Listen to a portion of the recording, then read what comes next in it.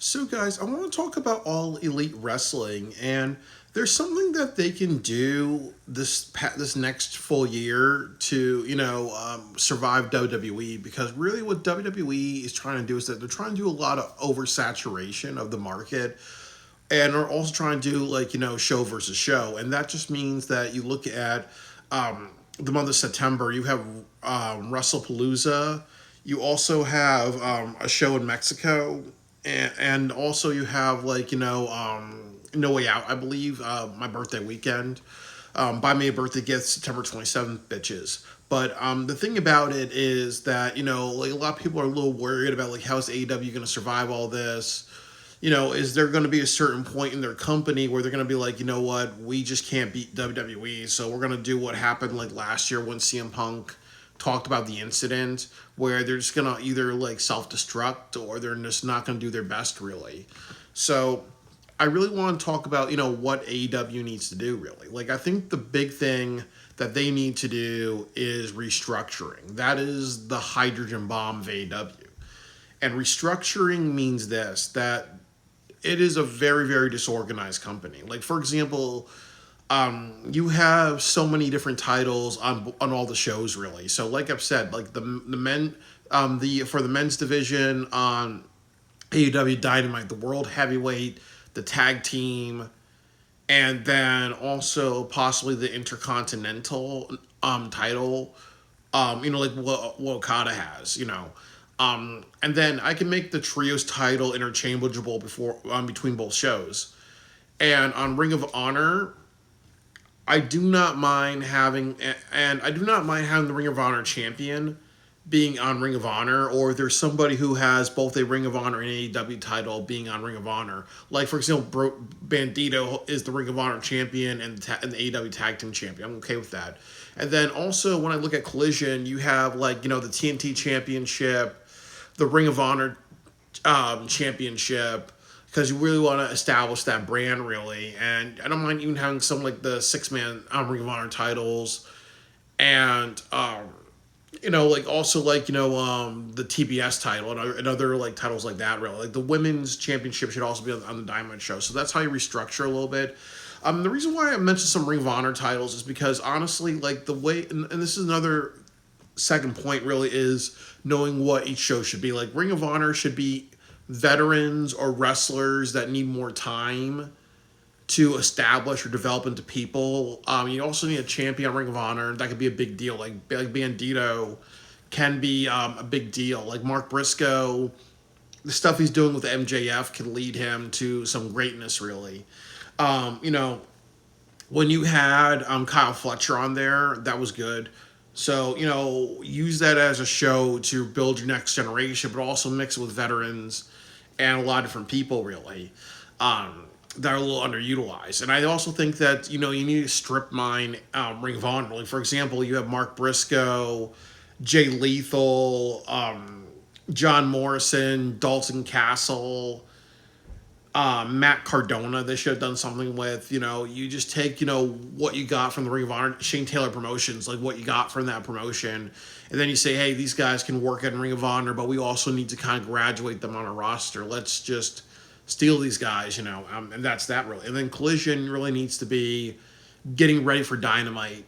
For example, Kyle Fletcher TNT Championship, that should prepare him for possibly next year. How I would do it is at Wembley Stadium, you have Ospreay win, and then you could do something where Kyle Fletcher wins the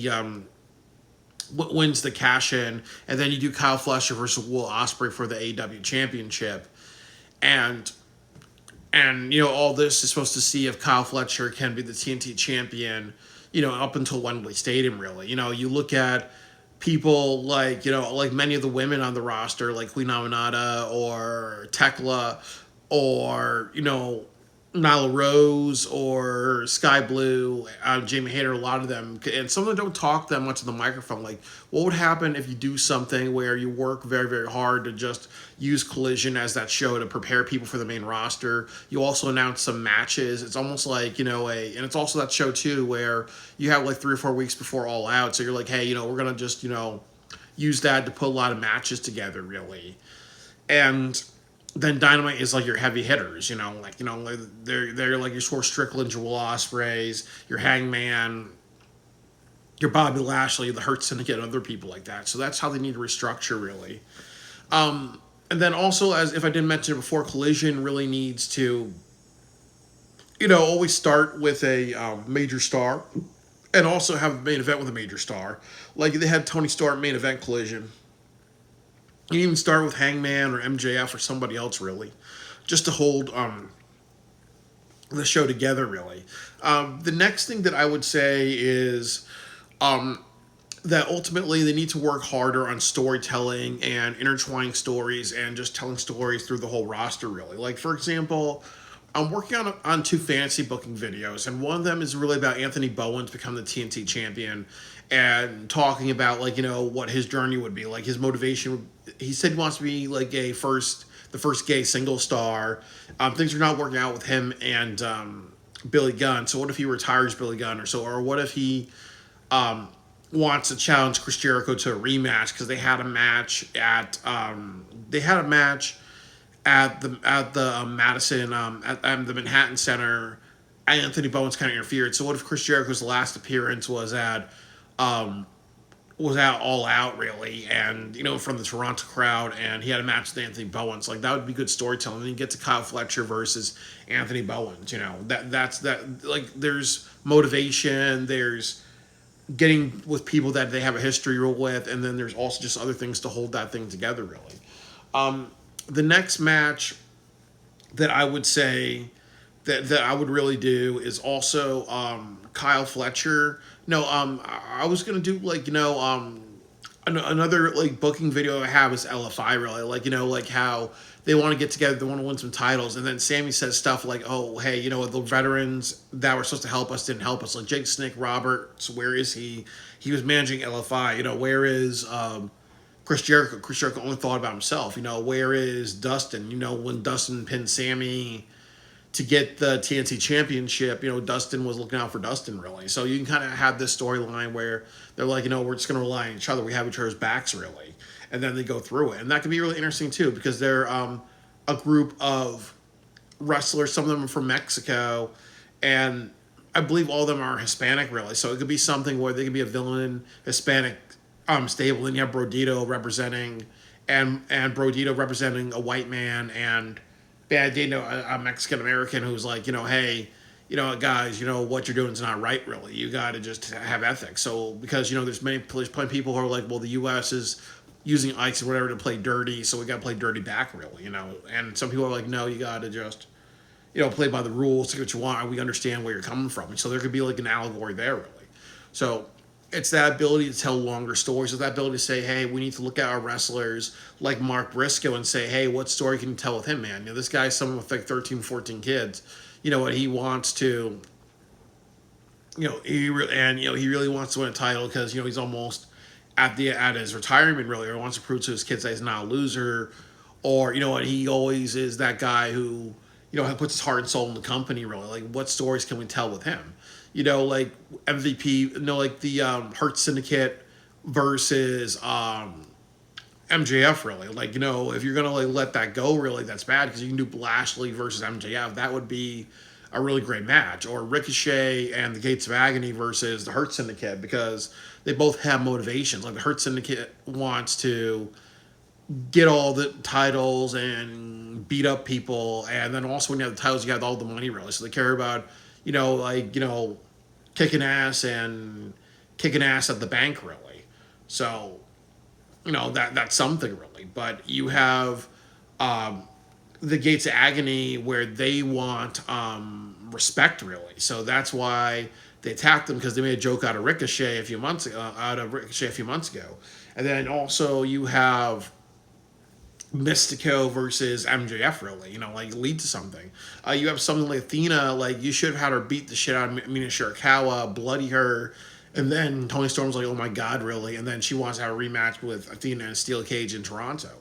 like there's so many like stories that you have that you can just build into something, or there's people and characters who can be part of stories and they're just sitting around doing nothing, or they're just directionless, so I think that that's kind of like the other part, and that's going to be my third biggest thing, is that it's just it's restructuring the shows, it's telling more stories, and I think the final thing that I would say is and I think, like, I'm trying to think about what I was going to say, really, is that they ultimately just really really need also just to build themselves upwards. I think that's also one of the big issues. I forgot what I was going to say, but build themselves upwards, because they gotta be like, hey, our main goal for this whole year is to sell out Wembley Stadium at 90,000 people. If we can get like 80, 70 to 90,000, we've done our job, really.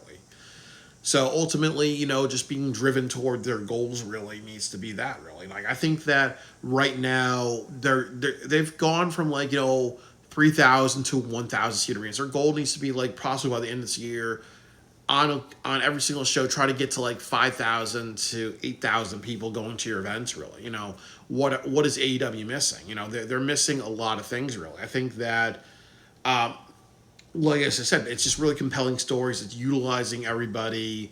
It's saying that their identity is TV 14, really, and I also feel that they've kind of been extremely repetitive with a lot of things. Like, for example, like Tony Storm, repetitive. Death Riders is in the epilogue stage. Hurt Syndicate, we hurt people. That gets a little old, really. Like, this whole New Japan long match style, really, is getting old as well, really. So, they need to kind of like work a little bit harder at new directions, really. And I think that they're there, really. So it ultimately needs to be a year of really evolution, of structuring shows, having more organization, and then a lot of your fans are going to say, hey, this is going to make a lot of sense. Hey, this is why Bandito is in the tag team division for right now, really. Instead of like a few years ago when you had Darby Allin wrestle for the heavyweight title, he went to the tag team division, then he won the gauntlet match, then he was a tag team wrestler, then he was a TNT wrestler, then he was a tag team wrestler, then he was a heavyweight wrestler, then he disappeared for a while, and all that stuff, like make it like kind of fucking organized. So that's just how I really feel about it. I just think that if AEW works on restructuring and making things better for themselves, they're going to go very, very far. And if they don't do that, they're only going to get like the sickos, because the sickos, are like, okay, well, it is a show. It's just an anti WWE show. But like, as the old saying goes, business, if you're not growing, you're dying. And one of the reasons why AEW is dying, and one of the reasons why they have a bunch of issues, it stems down to what I've said, really. They need to be a show. They really, really need to be a show about evolution. And they need to be a show about working on their weaknesses and drawing people in, really. Drawing more people in. Because honestly, like I said, if they don't, it's going to be a diminishing return, really. This needs to be a year of the goal is 90,000 people. What compelling stories, what compelling endings can we get at that at Wembley Stadium? Like Powerhouse Hobbs versus Lashley could be one thing. Kenny Omega versus Okada. Like the final battle, really. Like Dustin versus Sammy Guevara. Could be something that they have next year. Bryan Danielson versus like Nigel McGuinness, or Bryan Danielson versus Wheeler Yuta, God forbid, or Bryan Danielson versus Okada could be something. Brodito, versus Roosh and somebody else, really, or you make Josh Alexander and Hechicero versus Brodito or something like that, really. Like there's so many things that they got, really. So I just really, really hope that they kind of get it together, really, because there's a lot of things that they have to work on to make sure that they have a lot of things to work on, just to make sure that they have a really, really great show. And I know that they can do it, really. But as I said, it's really just about, like, does AEW really give a shit? And are they a show, in my opinion, that do they really just give a shit? And are they a show that wants to work on growth and expanding? And as I said, when WWE comes after them, they have to really think about, okay, you know what, are we going to be complacent or are we actually going to fight really? And and they have a lot of things to fight with. They're a TV 14 show that emphasizes matches and that they're also very unapologetic, really. And then they also offer a good price, versus WWE, where there's a lot more talking. There's a lot more people like John Cena who doesn't have a lot of matches really. So he's definitely just what's the word? He's definitely taking advantage of people. But with AEW, you honestly know that they do give a shit about their fan base a lot more. Really, it's not really such a big cash grab. So AEW always needs to exist really, because like I said, if it goes back to WWE, that's gonna kill wrestling. Because while WWE is good, really, you always need, like as I said, you need Coca-Cola and a Pepsi, and challenging and people growing and challenging themselves is what we all need really.